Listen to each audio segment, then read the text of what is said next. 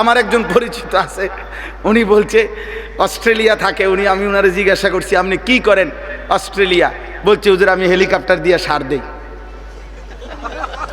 কসম খোদা,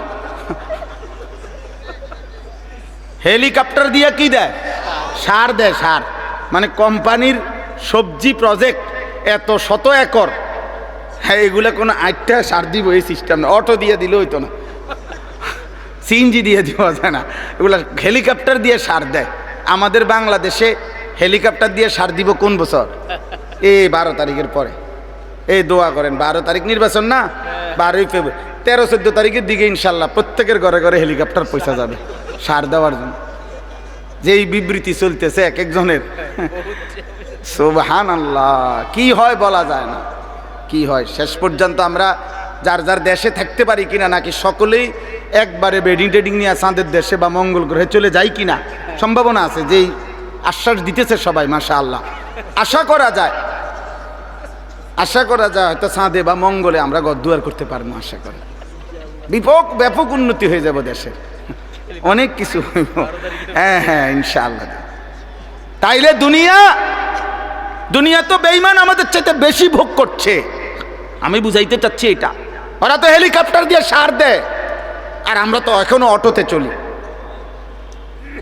দুনিয়া হবে না বাপ, দুনিয়া নিয়ে তামাশা করলে মোমেন হবে না। এই 70-80 লাখ টাকা দামের এসব প্রাইভেট কার দিয়া জাপানে ঘাস টানে, আপনি জিজ্ঞাসা করেন, আমি জিজ্ঞাইছি, ছাগলের ঘাস টানে, ঘাস টানে এগুলা। হ্যাঁ কয়েকদিন সালাইডি হালাই দিলে এরপরে আমরা দেশে কয় এগুলো এক নম্বর গাড়ি। কি এটা না? হ্যাঁ তো এইটা কি জহির ভাই কনে 26,000 মাইলেজ 28,000 মাইলেজ, মানে হেরা কয়েকদিন চালাই হালাই দিছে এটারে, যা ফালতু জিনিস এটা ফালা। এইটাই আমাদের দেশের সবচেয়ে ব্র্যান্ডে বিশাল কিছু, ওটা ওরা ফালাই দিছে।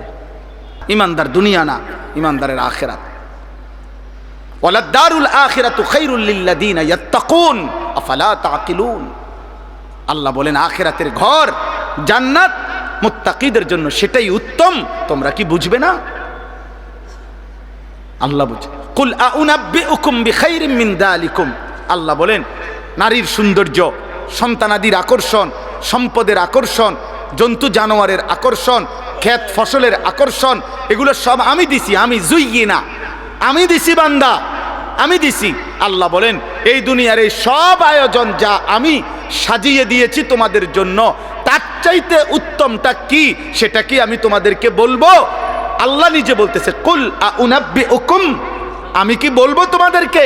তো আল্লাহ নিজেই বলেন লিল্লাযিনা তাকাউ ইনদা রাব্বিহিম, তোমরা যারা যারা আমি আল্লাহকে ভয় করে আমার উপরে তাকওয়া রেখে গুনাহ ছেড়ে দিয়ে আখিরাতে আসবা, জান্নাতুন তাজরি মিন তাহতিহাল আনহার খালিদিনা ফিহা, অনন্তকালের জান্নাত আমি আল্লাহ তোমাদের হাতে তুলে দেব। আর জান্নাতের এক কোণা, জান্নাতের এক নিয়ামত, খোদার কসম তোমার দুনিয়া লক্ষ কোটি বারের চাইতেও অনেক উত্তম, অনেক উত্তম, অনেক উত্তম। আপনি যদি বলেন আপনার সন্দেহ হয়, ঠিক আছে আপনার সন্দেহ নিয়ে থাকেন আপনি, আমার ইয়াকিন হয়। আপনি যদি টেলিভিশনের খবর আপনার এতটা বিশ্বাস হয়, চ্যানেলের খবর আপনার এতটা বিশ্বাস হয়, বিজ্ঞান বইয়ের পড়া আপনার এত বিশ্বাস হয়, পদার্থবিজ্ঞানের পড়া আপনার এত বিশ্বাস হয়, জীববিজ্ঞানের পড়া আপনার এত বিশ্বাস হয়, দুনিয়ার বাংলা অঙ্ক ইংরেজি বইয়ের পড়া আপনার এত বিশ্বাস হয়, এত বড় কায়নাতের মালিক আসমানওয়ালা রব, তার কথা আমার বিশ্বাস হবে না কেন? কেন হবে না বিশ্বাস? কেন হবে না? হ্যাঁ বলেন, যুক্তি কি বলে, ইনসাফ কি বলে? কোরআনের কথা বিশ্বাস হবে না কোন যুক্তিতে? কেন? কারণটা কি? আপনার কাছে কি কারণ আছে বলেন, যে কারণে আপনি আস্থা রাখতে পারতেছেন না? রাসূলুল্লাহ সাল্লাল্লাহু আলাইহি সাল্লামের কথার উপরে আপনার আস্থা হচ্ছে না কেন বলেন?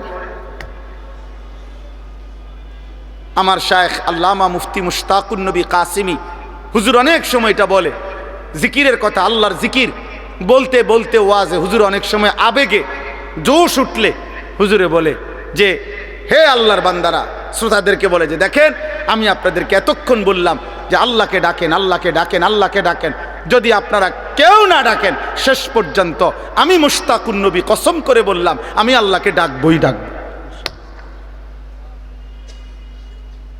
এমনিভাবে আপনারা হাজারবার প্রত্যাখ্যান করেন, নওজোয়ান ভাই তুমি আল্লাহকে ছেড়ে দাও, বাকি মনে রাখো যাকে ছেড়ে দিছো ও চিরেই তুমি তার কাছেই যেতে হবে।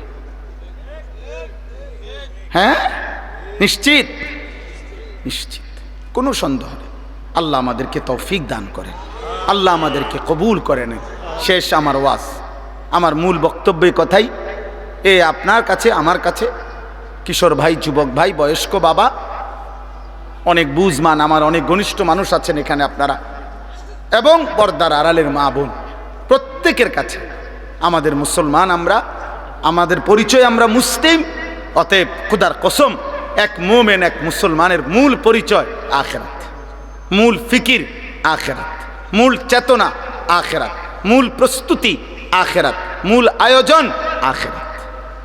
আখিরাত আখিরাত আল্লাহ আমাদেরকে আখিরাতের প্রস্তুতি নেওয়ার তৌফিক দান করেন।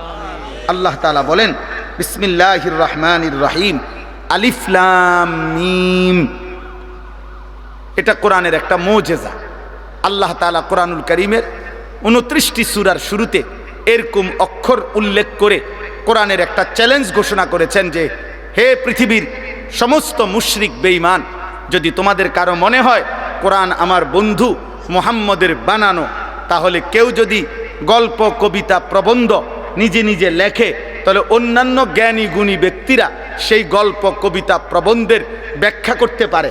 কি বুঝাইতে চাইছে অন্যান্যরা এটা দেখলে বোঝে, কারণ বাংলা পড়ছে এরকম তারও অনেকেই, অঙ্ক পড়ছে এটা তারও অনেকেই, ইংরেজি পড়ছে এটা তারও অনেকেই পড়ছে। তো এই জন্য একজনের লিখা, একজনের কবিতা, গল্প, অন্যান্য স্যারেরা, অন্যান্য শিক্ষিতরা এটা বুঝাইতে পারে না, ব্যাখ্যা করতে পারে না। তো আল্লাহ তাআলা বলছে, যদি ভাবো কোরআন আমার বন্ধু মুহাম্মদের বানানো, তো সে আর তোমরা একই জনপদের, একই এলাকার, একই ভাষাভাষী, একসাথেই বেড়ে উঠছ।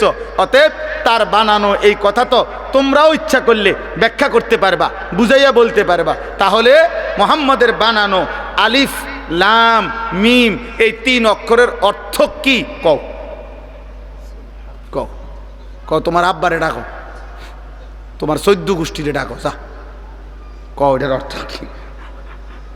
এরকম 29টা সূরার শুরুতে আল্লাহ তাআলা এমন আয়াত নাজিল করেছেন, একবারও বলতে পারে নাই, আজও বলতে পারে নাই। অতএব প্রতিবার প্রমাণিত কোরআন আল্লাহর কালাম। কার কালাম? মানুষের কালাম হলে যেই কোনো জ্ঞানী গুণী এটা ব্যাখ্যা করে বলতে পারত। আহাসিবান নাসু আন ইউতরাকু আন ইয়াকুলু আমান্না ওয়া হুম লা ইফতানুন।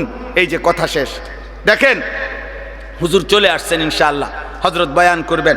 আল্লাহ তাআলা বলেন, মানুষরা কি ভাবলো? এ কথাটা শুধু তর্জমা শুনলেই বুঝবেন।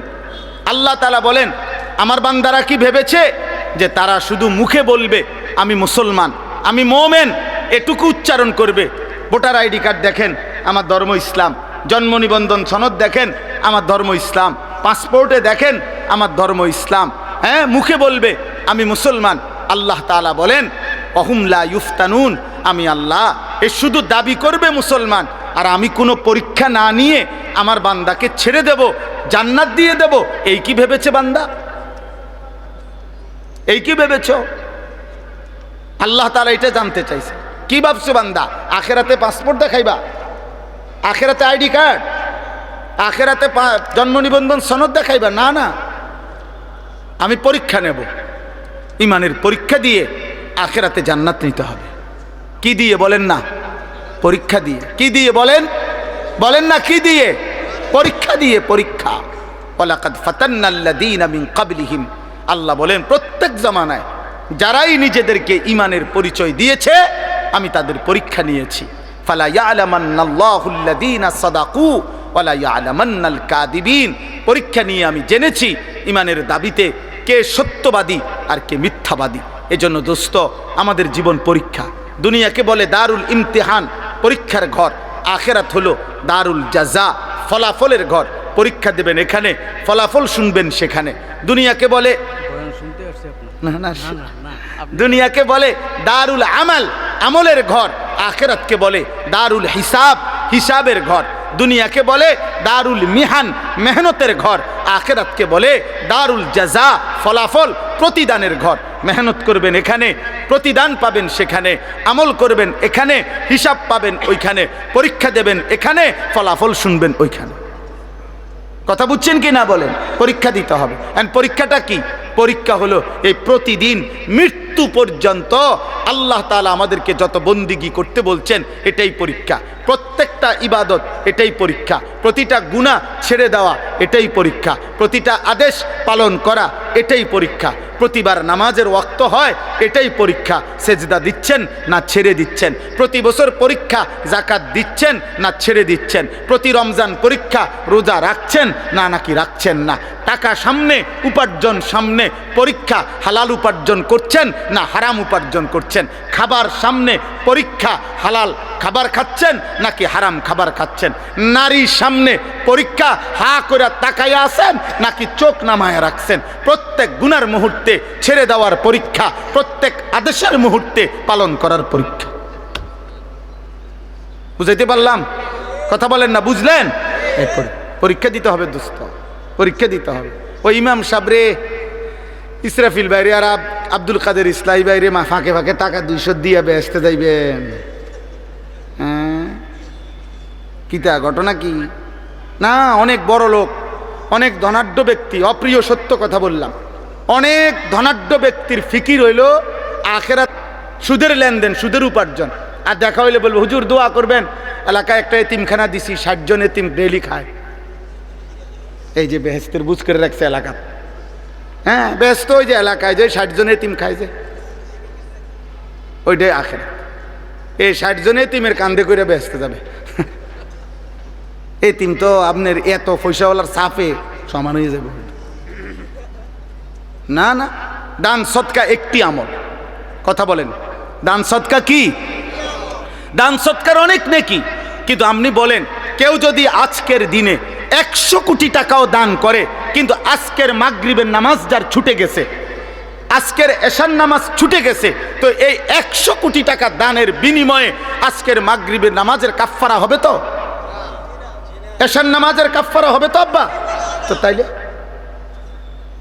তাইলে এই জন্য আল্লাহ তাআলা বলেন বান্দা পরীক্ষা দিতে হবে। পরীক্ষা, প্রত্যেকটি আদেশ পালন করার পরীক্ষা, প্রত্যেকটি নিষেধ ছেড়ে দেওয়ার পরীক্ষা। এই পরীক্ষায় উত্তীর্ণ হয়ে জান্নাতে যেতে হবে। জান্নাত মামুলি না। জান্নাত 2টা রুম আর একটা বারান্দা না, সবচেয়ে ছোট জান্নাত 10 দুনিয়া বরাবর। আপনি এটাকে মামুলি মনে করছেন কেন? আখিরাত মামুলি না, হাসরের মাঠ মামুলি না। না বা মামুলি না। হাসরের মাঠ মসজিদে 4টা ফ্যান দেওয়া না, 3-4-12 টাকা দিয়া জান্নাত না, এত কম না। 2 কাতার টাইলসের টাকা দিছেন, আপনি বেহেশতে যাবেন কেন? না, হবে না। এটা একটা আমল, নেকি হবে, সওয়াব হবে, কিন্তু বাকি আমলগুলোর হিসাব দিতে হবে। আম হাসিবাল্লাযীনা ইয়ামালুনা আস-সাইয়্যাতি আন ইয়াসবিকুনা সাআ মা ইয়াহকুমুন। শেষ আল্লাহ বলেন বান্দা, তোমরা যারা যারা প্রতিনিয়ত নাফরমানি করছো, তোমরা যদি ভেবে থাকো যে এই পৃথিবীর বহু লোককে ফাঁকি দিছ, কেউ টের পায় নাই তোমার পাপ, তোমার অপরাধ, এ কারণে যদি মনে করে থাকো যে আমি আল্লাহকেও ডিঙ্গায় ফেলবা, আমাকেও ফাঁকি দিয়ে ফেলবা, খোদার কসম আল্লাহ বলেন সাআ মা ইয়াহকুমুন, তাহলে বান্দা এটা কিন্তু তুমি বড় ভুল সিদ্ধান্ত নিছো। এই পৃথিবীর সব ফাঁকি দিল, আমারে ডিঙ্গাইবা কেমন? আমাকে আড়াল করবা কেন? আমার থেকে লুকাইবা কেন? আমাকে অতিক্রম করে যাবা কেমনে? আমার হাত থেকে ছুটবা কেমনে? পারবেন? কথা বলেন না, পারবেন? বলেন না পারবেন? হ্যাঁ যুবক ভাই, অতএব নওজোয়ান, রাত 2টায় পৃথিবী ঘুমায়, কিন্তু আসমানওয়ালা রব ঘুমায় না। 2টা বাজে, তুমি ভাবছো কেউ জেগে নাই, এই জন্য মোবাইলে উলঙ্গ ছবি দেখো। আসমানওয়ালা রব ডেকে বলে আনিস, আমি জেগে আছি, আমি দেখছি, আমি দেখছি, আমি দেখছি। সুদের টাকা কেউ টের পায় নাই, ওজনের কমতি কেউ বুঝে নাই, কাস্টমার বোঝে নাই, আসমানওয়ালা বলে আমি বুঝেছি। মান কানা ইয়ারজু লিকা আল্লাহ ফাইন্না আজালাল্লাহি লাআতিন ওয়া হুয়াস সামিউল আলিম। ওফো, মালিক শেষে চমৎকার কথা বলেন। অতএব সব কিছু বুঝে শুনে পরীক্ষা দেওয়ার নিয়ত করে আমার যে বান্দা ঈমান আমলের পরীক্ষা দিবা, বন্দিগি ইবাদত আমল করতে থাকবা, আর মনে মনে এই আশা আমি আল্লাহর সাক্ষাৎ পাইবা, জান্নাত পাইবা। আল্লাহ বলে যদি এই আশা পোষণ করে থাকো, আমার বন্দিগি করতে থাকো, আমি আল্লাহ ওয়াদা দিলাম আমি একদিন নির্দিষ্ট সময়ে আমার ফেরেশতা মালাকুল মউত আজরাইলকে তোমার কাছে পাঠাবো, সে তোমাকে আমার কাছে নিয়ে আসবে, আমাকেও দেখবা, আমার জান্নাতও পাইবা। আহুয়াস সামিউল আলিম।